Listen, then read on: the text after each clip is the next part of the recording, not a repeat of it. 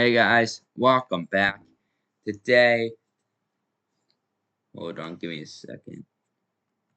Okay, there we go. Cleared my screen for my camera. We will be talking about the playoffs. We got 6 playoff games. 12 teams have to fight in the first round. 2 teams got to bye. 7 seeds in each. The 2 plays to 7. The 3 plays to 6. The 4 plays to 5. The playoffs start tomorrow, but it will be, I'd say, I guess I'll say today because by the time this is posted, it will be Saturday because I'm filming this very late.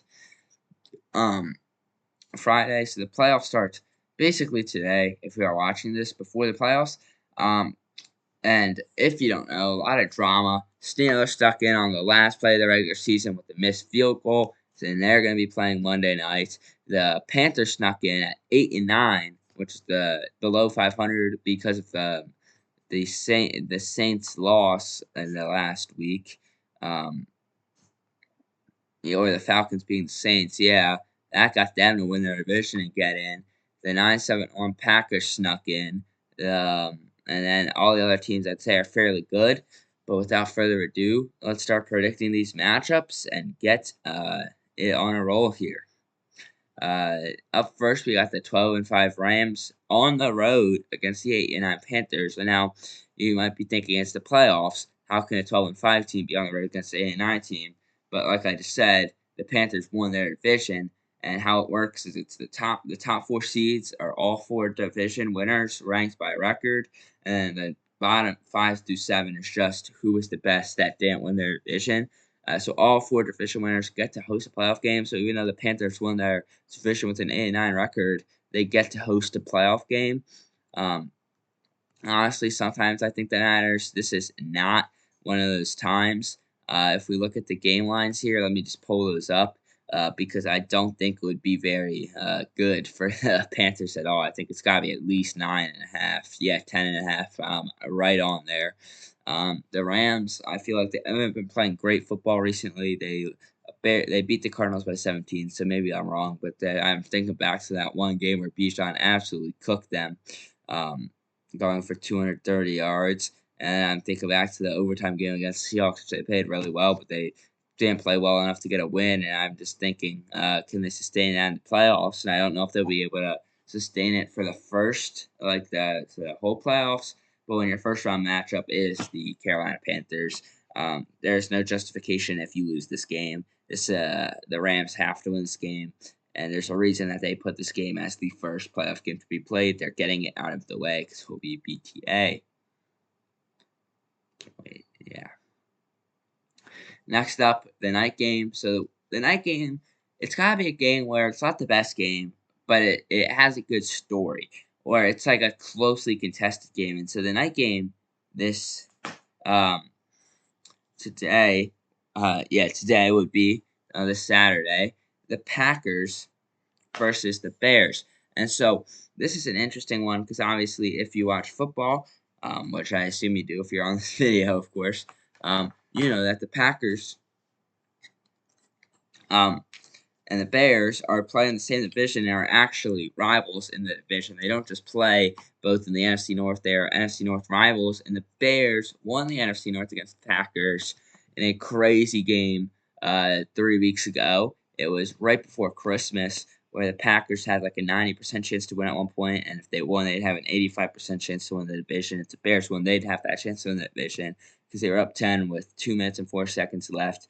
The Bears took a field goal, recovered an onside kick, tied the game with 28 seconds left, recovered a fumble in overtime, and got a 50-yard catch to win the game. I think this game will be very good. I think it's going to be very close. Bears are slight underdogs, even though they're at home. And I'm obviously going to take the Bears here. If you know me, you know me. And of course, I'll say the Bears there. I like Caleb Williams a lot. I like Odunze a lot. We've talked about this in the past. And I just despise the Packers because I hate Jordan Love for no personal reason. I just don't like them. Next matchup, we move to the Sunday games. 1 o'clock on Sunday. We got 3 games. Separate times, of course. Gotta let those playoff games marinate in their own. You don't want to be switching back and forth your TV on WildCard Weekend, Super WildCard Weekend, if you would. 12-5 Bills did not win their division. The Patriots did, so they're going to be on the road. This would make sense either way to the 13-4 Jaguars. Jaguars hosting a playoff game for the first time in a while. Jaguars, I don't think they made the playoffs last year. I think they were really bad. I think they might have made it the year before, something like that. I feel like they were in it recently. I don't think it's going to matter. They've had a really, really impressive year. But, like, I just can't think of a world where it's a playoff situation and Josh Allen, with all the experience he has, loses to Trevor Lawrence, even though they have a slightly better record. So, for that reason, I'm going to take the Bills to beat the Jaguars here. Honestly, I still need to get a new wire for this. I'm going to order it soon. But, honestly, my thoughts on that are just boils down to experience. In a lot of these scenarios, it boils down to how much experience you have and what you're going to do with it. And I think that Josh Allen just has way more playoff experience, even if it's not great experience. Next matchup: 12-5 Niners versus 11-6 Eagles. The Eagles should be 12-5, but they rested their stars against the Commanders last week. The Commanders did not because they don't really care about the game. The Eagles should have cared about the game, in my opinion. Nick Sirianni thought it'd be better to be well rested and have the 3 seed than be not well rested and potentially have the 2 seed because the starters got a week off, except for Smitty, who had to get in the first quarter to get his 1,000-yard season and stuff. But obviously, I'm going to say the Eagles. I feel like we shouldn't be hung up on that too much. They're my favorite team. I have faith in them to get this win. We beat the 49ers in the playoffs a while back. I think we'll have a repeat of that, and all will be good in Philadelphia for at least another week. And even if it's not this year, we can actually say at least we have the Sixers. At least we have VJ Max, even though VJ not well today. Max did it, though, so all is good in Philadelphia. Currently, all is good. And Bo Bichette's about to come here as well, stealing all the oh, no, he was in Texas. I thought he played on Texas at some point, but he's been in Toronto for a while. So maybe I'm wrong. He was, yeah, but Bo Bichette is almost certainly a Philly from the reports, which is interesting because when they're signing players I've heard of, it's usually a good thing because I'm a very casual baseball fan, if you would. So, yeah, I know Bo Bichette's an all-star, so that's, yeah, he's a little old, but yeah, all is well in Philadelphia. And Kyle Schwarber resigned, of course, so. All right, next matchup, 11-6 Chargers heading to Gillette to play the 14-3 Patriots. And as much as you guys know how I think these 14-3 Patriots are frauds for having the 30th weakest schedule in it, or third weakest, you know what I mean. The bad side of that, the side you don't want your team to be on for the weakest schedule. And I don't think it matters against the Chargers. I think Drake May is going to give his fans one more week of delusional hope. I don't think the Patriots are first-round exits. I think that they are in its own second-round exits.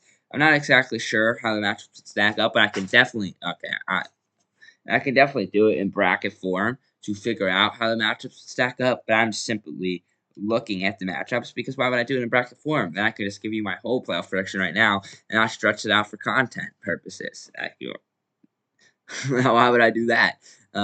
Yeah, but I think they'll win, and they're the 2 seed, if I believe. So right now, let me just check so I can make a slight prediction. Yeah, so I have the Jaguars losing to the Bills. The Bills, the Bills would play the Broncos in this situation, which means they'd play. So the Patriots actually are going to make the AFC Championship. So, but they're going to get cooked there. They're not making the Super Bowl. I think they might make the AFC Championship. Looking at that the worst seed plays the top seed, so the Broncos will face either the Chargers, the team that I already predicted to win, which is the Bills, or the if somehow both of if the Bills lose to the Jaguars and the Patriots win, then it would be the Steelers or Texans, but I don't think that will happen. I think that's more in the Bills game. But speaking of Steelers Texans, 10-7 Steelers, 12-5 Texans.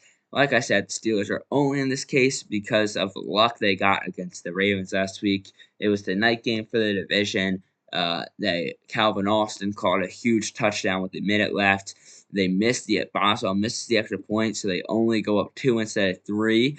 Um, they Isaiah likely makes a catch and a half to get it in field goal range. They knee for a 45-yarder. Loop steps up to send them to the playoffs and misses it. That is rough for the young man, but at the same time, if you're counting on your rookie kicker to make that field goal, you can't really blame the rookie kicker. That's my opinion. I understand people think differently, but you can't. It, it's a sport where all sport is like this. Well, not all, but all team sport is like this, where it's easy to push the blame on the player to make the last mistake, but you forget the reason that the last mistake is even made is a chain reaction of mistakes that led to the straw breaking the camel's back. In baseball, there's 2 outs before the final out, and yet the final out is always the one that gets blamed. So it's stuff like that. But anyways, back to this game. I think the Texans are going to beat the Steelers. It's just right back into it. Yeah, I just don't know. I think Aaron Rodgers is good. I know he has that veteran leadership. I just don't see his team good enough to win playoff games. They did that little thing for Mike Tomlin, so he can be like, "Look at me, I'm over 500 again. I've never been under 500." It's like you've also never made it past like the AFC Championship, bro. So maybe like, all right, so you're parading around the stat that means nothing. Like, hang the banner, you know. Um, Anyways, I think the Texans win, which means that in my world, the Texans would play the Patriots, and the Patriots would beat the Texans, is what I'm saying. I'm not going to do that for every matchup, though, because, we got to get content next week. Obviously, I do have content with Trey Young and stuff, but this is just one that, you can't stop making this on playoff season, the predictions. We only got a few weeks left to do it. We got to take advantage. Thank you for watching, and enjoy the NFL Super Wildcard Weekend as much as I do, which is hopefully a lot.